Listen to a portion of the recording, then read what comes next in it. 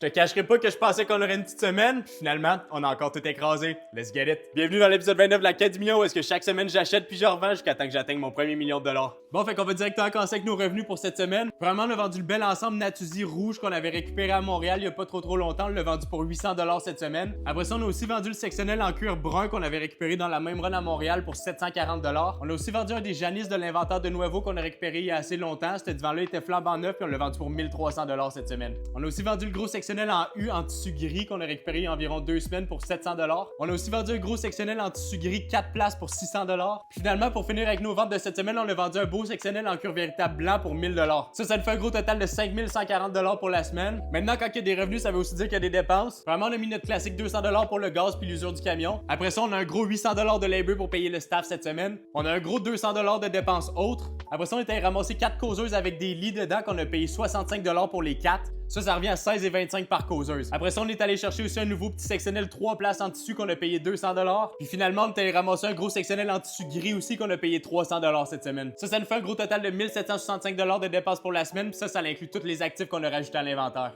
Fait que maintenant, quand on regarde depuis le début de la série, on est rendu à 146 849 dollars de revenus versus 85 065 dollars de dépenses. Sur le 85 000 dollars de dépenses, ça inclut tous nos actifs qu'on a en inventaire en ce moment qui sont évalués à plus de 21 500 dollars actuellement. Ça veut aussi dire que quand on enlève nos actifs de nos dépenses, qu'on vient officiellement de passer les 83 000 dollars de profit depuis le début de la série. Puis finalement, ma grosse question pour vous cette semaine, c'est est-ce que vous pensez qu'on va être capable de dépasser les 200 000 dollars de revenus avant la fin de l'année? Ça nous donne à peu près un mois pour se rendre là. Dites-moi ce que vous en pensez dans les commentaires. Moi, je pense que c'est possible, mais que ça va être rough. C'est déjà tout pour l'épisode 29 de la quête du million. On va se voir la semaine prochaine pour l'épisode 30. À bientôt.